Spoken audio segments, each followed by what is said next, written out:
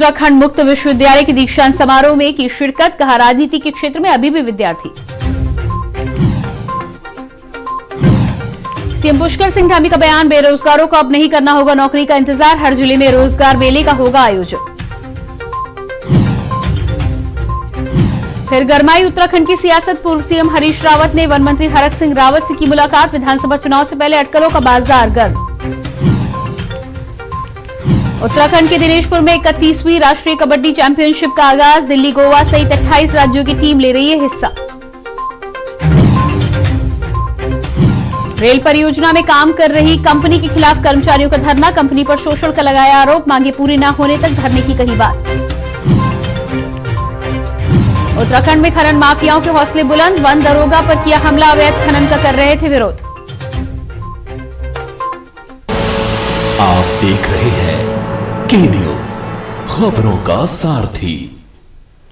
नमस्कार, खबर उत्तराखंड में आपका स्वागत है। मैं हूं प्रियंका। बात करेंगे खबरों की। केंद्रीय रक्षा मंत्री राजनाथ सिंह ने 4 राज्यों व 2 केंद्र शासित प्रदेशों में बीआरओ द्वारा निर्मित 24 पुल, 3 सड़कों का वर्चुअल लोकार्पण किया। इनमें उत्तराखंड में 3 पुल शामिल है। उत्तराखंड में तवाघाट धतिया बगड़ को जोड़ने वाला घसकू पुल, जौलजीबी मुनिस्यारी को जोड़ने वाले गौरी घाट पुल, सेमली ग्वालदाम को जोड़ने वाला बादामगढ़ पुल का उद्घाटन किया गया। उत्तराखंड के मुख्यमंत्री पुष्कर सिंह धामी ने भी कार्यक्रम में वर्चुअल प्रतिभाग किया।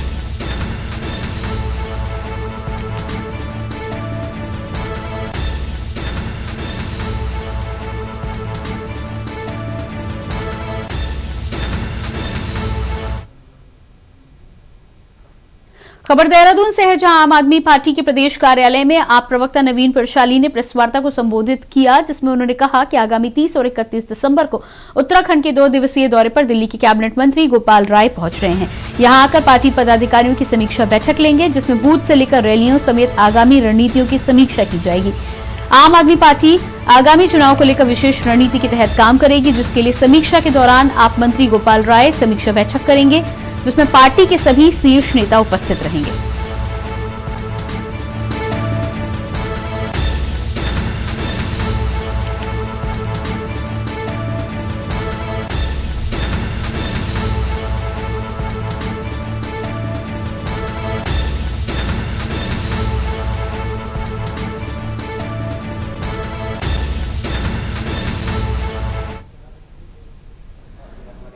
देखिए, आम आदमी पार्टी का मिशन उत्तराखंड नवनिर्माण का ब्लूप्रिंट फाइनल तैयार हो चुका है।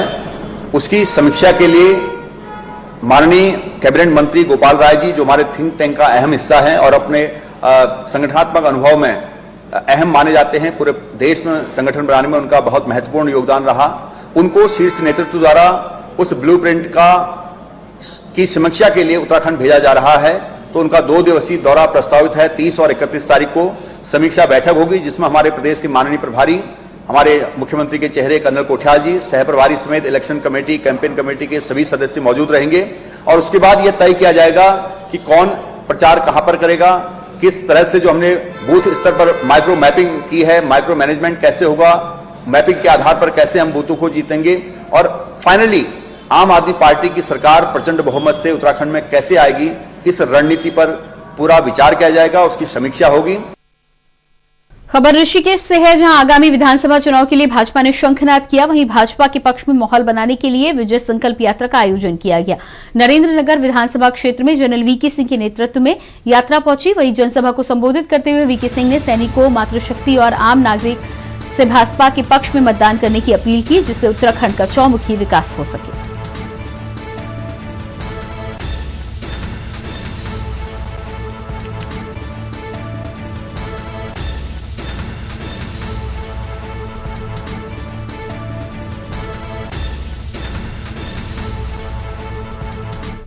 और का संकल्प लेकर यात्रा निकल रही है। विजय तो निश्चित है, लेकिन अब बाकी लोगों को संकल्प दिलाना। ये विजय संकल्प यात्रा इसीलिए है कि ये विजय का संकल्प लेकर जो हम निकले, घर घर जाएं, हर जितने भी लोग हैं सबको बताया जाए कि भारतीय जनता पार्टी ने उनके लिए क्या काम किया है, ताकि प्रदेश का और विकास हो और सबको हम अपने साथ लेकर चल सकें। खबर लालकुआ से है, जहां वन विकास निगम की डिपो नंबर 5 से चोरों ने 10 किले सगुन चुरा लिए, जिसके बाद चोर एक गाड़ी में भरकर भागने की फिराक में थे। तभी निगम के सुरक्षा कर्मियों ने चोरों को माल ले जाते हुए देखा और मौके पर पकड़ लिया। चोर मौके से गाड़ी छोड़कर फरार हो गए, जिसके बाद वन विभाग ने अधिनियम के विभिन्न धाराओं में मुकदमा दर्ज किया है, जांच शुरू कर दी है। वाहन को अपने परिसर में जाकर खड़ा कर दिया गया है।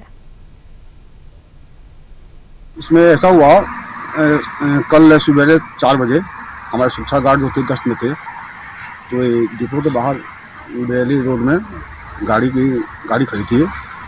इसमें लट्ठे भर रहे थे, आवाज़ आ रही थी, लाइट से घेर लिए और ड्राइवर और लेबर इसमें होती वो भग गई हो और उन्होंने माल से गाड़ी पकड़ लिया उन्होंने। फिर हम गाड़ी खींच रहे अपने आप। कोई पता चल पा रहा है गाड़ी वाले कहाँ के थे? कोई नहीं आया यहाँ पर और ये मामला हमने हल्द्वानी रेंज के रेंजर को सुपुर्द कर दिया है। फॉरेस्ट कांग्रेस स्थापना दिवस को उत्तराखंड कांग्रेस ने बड़ी धूमधाम से मनाया है। प्रदेश भर में कार्यक्रम आयोजित किए गए। इस अवसर पर कांग्रेस मुख्यालय देहरादून में प्रदेश अध्यक्ष गणेश गोदियाल ने ध्वजारोहण किया। साथ ही मिष्ठान वितरण कर सभी ने एक दूसरे को स्थापना दिवस की शुभकामनाएं भी दी हैं। बता दें कि 28 दिसंबर 1885 को कांग्रेस पार्टी का गठन हुआ था। वहीं कांग्रेस स्थापना दिवस की 137वीं वर्षगांठ के अवसर पर उत्तराखंड कांग्रेस की ओर से प्रदेश भर के सभी जिला, शहर, ब्लॉक, नगर और न्याय पंचायत मुख्यालयों में कांग्रेस स्थापना दिवस को धूमधाम से मनाया गया। कांग्रेस प्रदेश अध्यक्ष गणेश गोदियाल ने कहा कि कांग्रेस पार्टी ने हमेशा देश को आगे बढ़ाने का काम किया है। देश को आजाद कराने के साथ ही देश में लोकतंत्र को स्थापित करने का कार्य भी कांग्रेस ने किया। कांग्रेस के योगदान के बिना देश की बात नहीं की जा सकती।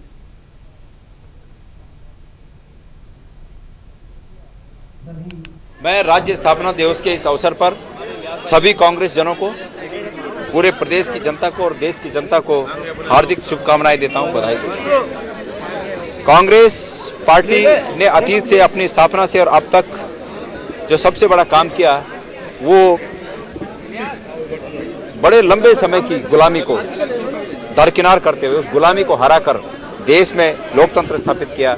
ये बहुत बड़ा काम है और आज इसीलिए इस देश की आत्मा में बस गई है हमारी पार्टी। कांग्रेस पार्टी देश की आत्मा में बस गई है। बिना कांग्रेस के देश परिपूर्ण रूप में राष्ट्र नहीं होगा जब तक कांग्रेस पार्टी का उसमें योगदान और कांग्रेस पार्टी की उसमें सहभागिता नहीं होगी। इसलिए कांग्रेस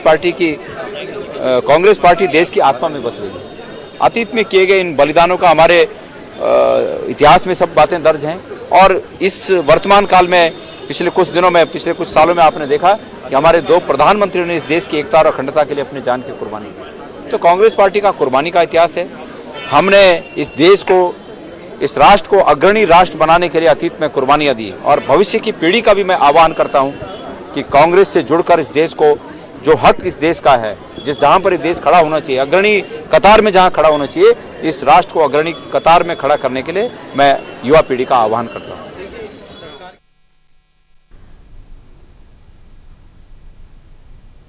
देश की सबसे बड़ी पार्टी कांग्रेस पार्टी का आज स्थापना दिवस है। कांग्रेस पार्टी की स्थापना देश की आजादी के 62 साल पहले 1885 में भारतीय राष्ट्रीय कांग्रेस के नाम पर हुई थी। उसी क्रम में आज देश के अंदर जगह जगह कांग्रेसी स्थापना दिवस धूमधाम से मनाया गया। वहीं काशीपुर महानगर अध्यक्ष संदीप सहगल के नेतृत्व में गोष्ठी का आयोजन किया गया, जिसमें कांग्रेस की विचारधारा और देश के हित के लिए किए गए बड़े कामों की चर्चा की गई। कांग्रेसियों का कहना है कि जो देश सुई नहीं बनाता था, वो कांग्रेस के नेतृत्व में हवाई जहाज भी बनाने लगा। हमेशा कांग्रेस ने देश को आगे बढ़ाया है। भारतीय जनता पार्टी को आड़े हाथों लेते हुए कहा कि भारतीय जनता पार्टी फिर निजीकरण कर रही है।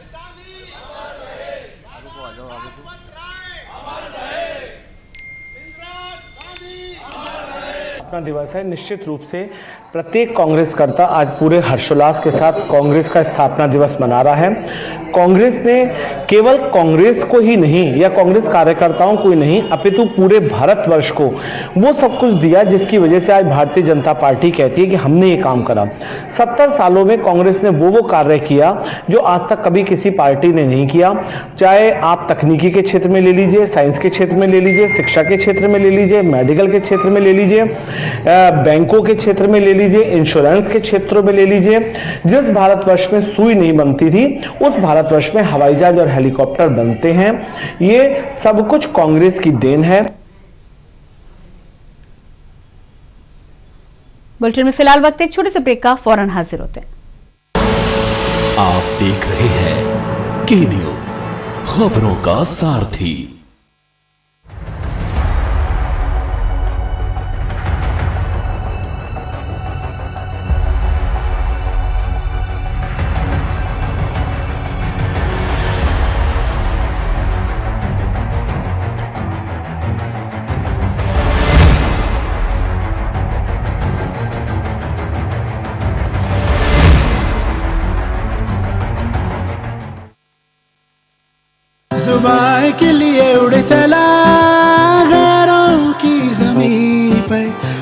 वो अपनेपन की ढूंढता और दूर कितना भी जा, इस जुबान से दूर ना जा पाओगे। रुमल, बोलो जुबान केसरी।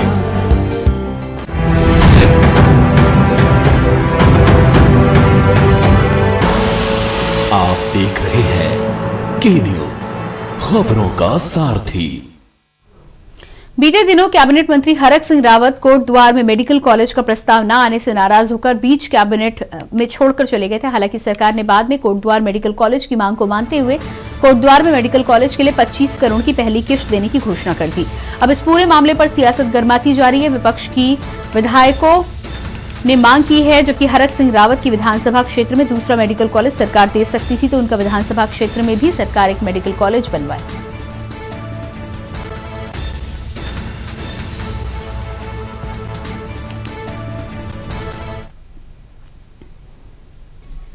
देखिए, हर जगह की देश काल परिस्थितियों के हिसाब से निर्णय लिए जाते हैं। हमारे जैसा मैं आपको बताऊं कि एक प्रदेश में एक एम्स स्वीकृत होता है, लेकिन हमारे राज्य की परिस्थितियां ऐसी हैं कि हमारे प्रदेश को एम्स का सैटेलाइट सेंटर कुमाऊं में स्वीकृत हुआ है। ये हमारे लिए गर्व की बात है और पूरे प्रदेश की जनता माननीय प्रधानमंत्री जी का इसलिए धन्यवाद करती है।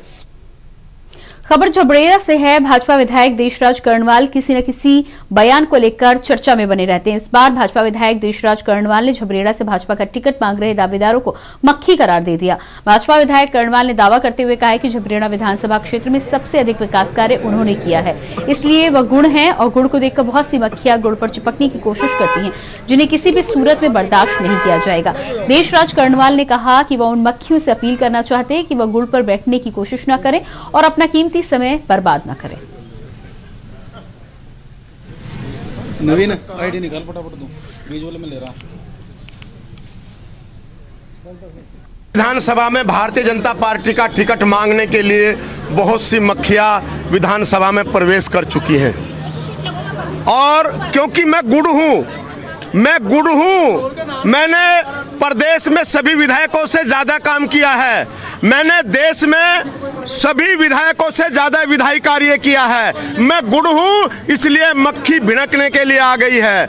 मैं निवेदन करूंगा उन मक्खियों से कि वो थोड़ा गुड़ से थोड़ा ऊपर को ही रहे, उसमें बैठने की कोशिश ना करें। मुख्यमंत्री पुष्कर सिंह धामी की विधानसभा खटीमा जनजाति बाहुल्य क्षेत्र में अपनी संस्कृति को बनाए रखने के लिए ग्राम उमर कला में 2 दिवसीय थारू महोत्सव का आयोजन किया गया, जिसमें जनजाति समुदाय के लोगों ने रंगारंग कार्यक्रम किए।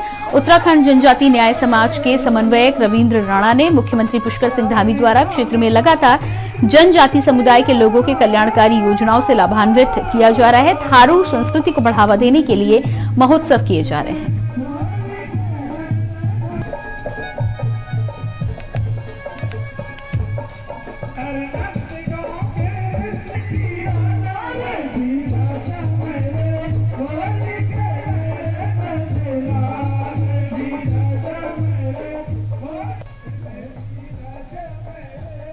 थारू महोत्सव जो हो रहा है अभी, क्योंकि ये कार्यक्रम हमारा एकलव्य विद्यालय का जो अनावरण कार्यक्रम था उससे पहले होना था, पर एकलव्य विद्यालय का अनावरण कार्यक्रम होने के साथ ही ये कार्यक्रम थोड़ा सा पीछे हुआ और इसका मकसद है कि करके अपनी जो लोक संस्कृति है जो विलुप्त हो रही है धीरे धीरे उसको बचाना, क्योंकि कहीं ना कहीं हमारी जो संस्कृति को लगातार अगर इसके मंचों के माध्यम से अगर ऐसे कार्यक्रम ऑर्गेनाइज होते रहेंगे तो इससे क्या है कि हमारी जो संस्कृति विलुप्त हो रही है उनको बचाया जा सकता है। थारू समाज की संस्कृति विलुप्त हो रही थी, तो इसको लगातार हर साल हमारे माननीय श्री पुष्कर सिंह धामी जी जो आज हमारे उत्तराखंड के मुख्यमंत्री हैं, वो ऐसे संस्कृति बचाने के लिए लगातार ऐसे कार्यक्रम कराते रहते हैं और जो ये संस्कृति बचाने के लिए कार्यक्रम किया जा रहा है।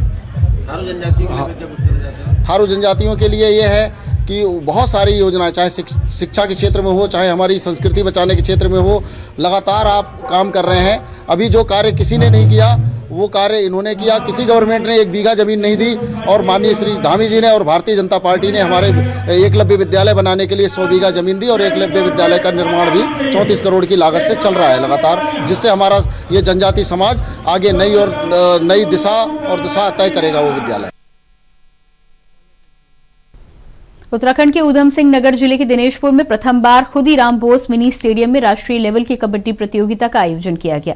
प्रतियोगिता का शुभारंभ उत्तराखंड के खेल मंत्री अरविंद पांडे ने दीप प्रज्वलित कर किया, जिसमें भारत के विभिन्न प्रांतों से लगभग 28 प्रदेशों से खिलाड़ी बालक बालिका वर्ग में खेलने के लिए पहुंचे। खिलाड़ियों का कहना है कि बहुत ही अच्छी व्यवस्था की गई है। उत्तराखंड के खेल मंत्री के द्वारा कोई रहन सहन और खाने पीने के लिए यहाँ कोई कमी नहीं है। बहुत सी अच्छी व्यवस्था के बीच खेलों को आगे बढ़ाया जाएगा।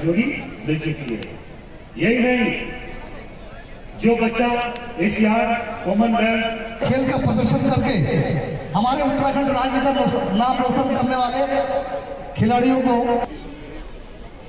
जैसा हमारे जो साइंटिस्ट हैं, वैज्ञानिक हैं, जो उनका निर्देश है, हम सबको उसका नियम से पालन करना चाहिए। चाहे मैं हूं, चाहे आप हैं, जी जान है तो जहान है। नियम की बात की है आपने, कोरोना को लेकर इतना बड़ा आयोजन है, कहीं ना कहीं यहाँ पर व्यवस्थाएं होनी चाहिए थी कोरोना को लेकर, लेकिन वो कहीं ना व्यवस्थाएं हैं। आप ये देखिए, अगर जो हम सब लोग यहाँ इतनी बड़ी मात्रा में इकट्ठे हैं तो कहीं ना कहीं देश ने बहुत बड़ा काम किया है। पूरे विश्व में एक मैसेज दिया है सबको, फर्स्ट डोज और सेकेंड डोज। अगर जो हमको ये वैक्सीनेशन नहीं लगी होती तो आज हम इकट्ठे होकर ऐसे बात भी नहीं कर पाते।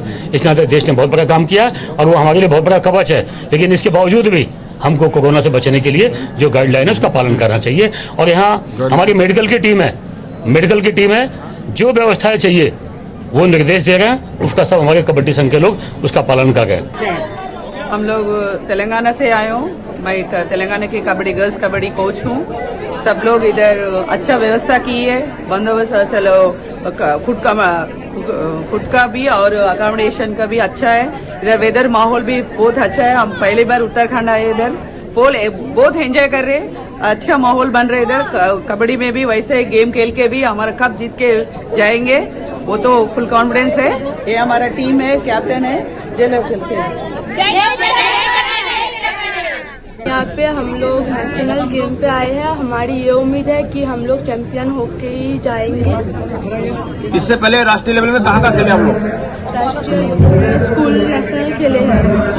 अब यहाँ की व्यवस्था कैसे लगी आपको? अच्छी है। ठीक है, कोई कमी तो नहीं है? नहीं। हम यहाँ पे यूपी से आए हैं। यूपी में हम 4 नेशनल खेल चुके हैं। यहाँ का जितना भी यहाँ जितना भी सब कुछ हो रहा है, अच्छा हो रहा है। हर व्यवस्था सब कुछ अच्छा है। बताइए, जो व्यवस्था सही है, लेकिन यहाँ पर पहली बार राष्ट्रीय लेवल की खेल हो रही है, आपको कोई रहने सहने खाने वाने का कोई दिक्कत तो नहीं आ रही? नहीं, कोई प्रॉब्लम नहीं है। ठीक है, यस सर। बाकी आपका क्या उम्मीद है, गोल्ड मिल पाएगा? यस सर, उम्मीद तो यही तो है, पूरा तैयारी है। Yes sir. बुलेटिन में फिलहाल वक्त एक छोटे से ब्रेक का, फौरन हाजिर होते हैं। आप देख रहे हैं के न्यूज, खबरों का सारथी। देवभूमि उत्तराखंड के निवासियों के लिए रोजगार के साथ साथ प्रदेश की तरक्की में भागीदार बनने का सुनहरा अवसर। प्रदेश में पर्यटन और स्वरोजगार को बढ़ावा देने के लिए राज्य सरकार ने शुरू की है trekking traction centre homestay योजना, जिसके तहत अधिसूचित ट्रैकिंग रूट के 2 किलोमीटर के दायरे में आने वाले गाँव के निवासी अपने घर के खाली कमरों को प्रदेश में ट्रैकिंग रूट्स के लिए आने वाले पर्यटकों के सुविधार्थ खोलकर प्रति कक्ष नव निर्माण हेतु 60,000 एवं पूर्व निर्मित कक्ष की साज सज्जा हेतु 25,000 रुपए की राजकीय सहायता प्राप्त कर आमदनी का अतिरिक्त जरिया बना सकते हैं। तो देर न करें, trekking traction centre homestay योजना का लाभ उठाएं, अपने परिवार, गांव और प्रदेश की तरक्की में हाथ बटाएं। योजना से जुड़ने या योजना के बारे में अधिक जानकारी के लिए आज ही अपने जिला पर्यटन विकास अधिकारी अथवा जिला अधिकारी कार्यालय से संपर्क करें। उत्तराखंड, सचमुच स्वर्ग। पर ये दिल है कि चख रहा है उन्हीं अल्फाजों का नूर नूर और नूर नूर और नूर नूर और दूर कितना भी जाओ, इस जुबान से दूर ना जा पाओगे। रुमल, बोलो जुबान केसरी।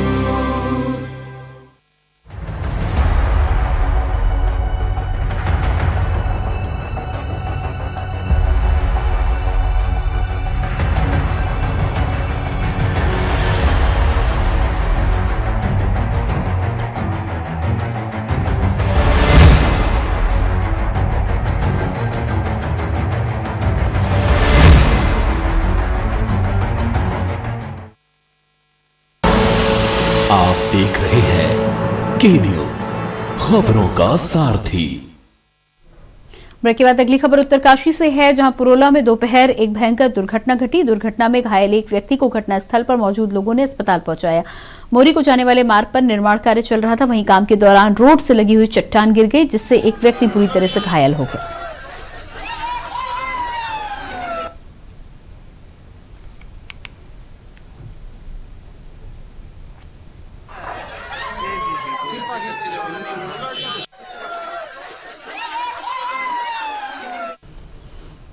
हरिद्वार में बीते दिनों धर्म संसद में इस्लाम के खिलाफ संतों की टिप्पणी पर एक समुदाय विशेष द्वारा भारी विरोध के बाद वसीम रिजवी और 2 अन्य संतों के खिलाफ मुकदमा दर्ज करने के बाद अब संतों ने आज फिर हरिद्वार में बैठक की। संतों ने बैठक में पारित प्रस्ताव के बाद कुरान, पैगंबर मोहम्मद साहब और मौलवियों के खिलाफ मुकदमा दर्ज कराने का फैसला लिया है। संतों ने बैठक के तुरंत बाद हरिद्वार कोतवाली में मुकदमा दर्ज कराने को लेकर एक तहरीर भी दी है।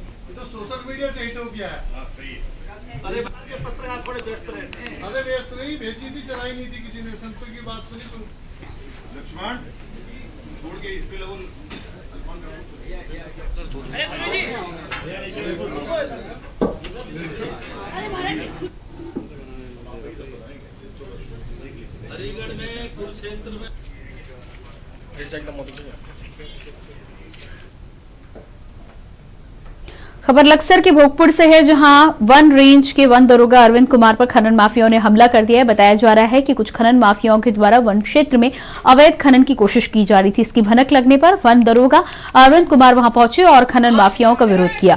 उनकी ट्रैक्टर ट्रॉलियों को भी रोका। आरोप है कि खनन माफिया के लोगों ने दरोगा को घेर लिया और पहले उनके साथ बहस की, फिर धक्का मुक्की की, उस पर किसी धारदार हथियार से वार भी किया। फिलहाल पुलिस मामले की छानबीन में जुटी हुई है।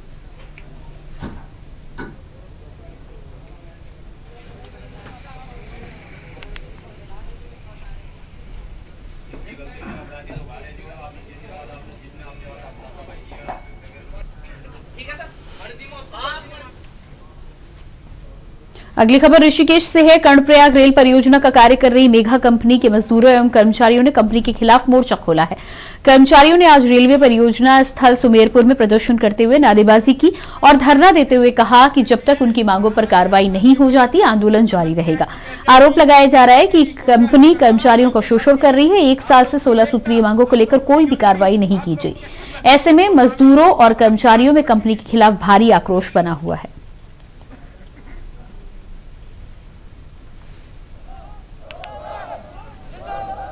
जो है हमारी कंपनी वाला यहाँ वर्करों का शोषण कर रही है और 1 साल से शोषण हो रहा है वर्करों का। किसी को ओवर टाइम नहीं दिया जा रहा, किसी की पेमेंट अभी जो पेमेंट आए वो कट के आए है वर्करों की। इसलिए वर्कर जो है गुस्से में आहत हो गया वर्कर, इसलिए हड़ताल करी है आज। और हम ये कहना चाहेंगे कि लगातार हमारी कंपनी 1 वर्ष से हमारा ये शहीद मजदूरों को शोषण कर रही है। हमारी न्यूनतम मजदूरी जो सरकार से तय है वो भी नहीं दी जा रही थी और हमारे टर्नलाउंस इस समय 1 किलोमीटर बन चुका है, जो कि 100 किलोमीटर से देय होता है, 100 मीटर से देय होता है, वो भी नहीं दिया जा रहा है। अब नवंबर से हल्ला करने में इन्होंने कुछ चीजें देनी शुरू की हैं, लेकिन हमारा कुछ पिछला भत्ता था 4,500 रुपया हार्ड एरिया अलाउंस था, उसको इन्होंने काट दिया है। जो लेबर हैं यहाँ लगे हुए हैं मेगा इंजीनियरिंग में और तरह तरह के लेबर हैं, मजदूर हैं, और मजदूरों की जो रोज की जो डिमांड है उनको काम के जो बदले दाम है, उनका जो टनल से संबंधित जो अनाउंस है, उनकी जो सामाजिक सुरक्षा का जो सवाल है, उनका नियुक्ति पत्र का सवाल है, उनका पहचान पत्र का सवाल है, ये इस तरह के तमाम सारे सवालों को लेते हुए जो हर जगह हर मजदूर की एक कंपनी को उनको मुहैया करानी होती है और जो श्रम कानून के अंतर्गत वो उपलब्ध है। जो बना हुए हैं श्रम कानून, जो मजदूरों की हिफाजत के लिए एक कानून बना हुआ है और उस कानून के तहत ही डिमांड कर रहे हैं, कोई अलग से कोई डिमांड नहीं कर रहे हैं। और इसी के साथ ही खबर उत्तराखंड में इतना ही। बाकी खबरों के लिए देखते रहिए के न्यूज़ इंडिया। नमस्कार।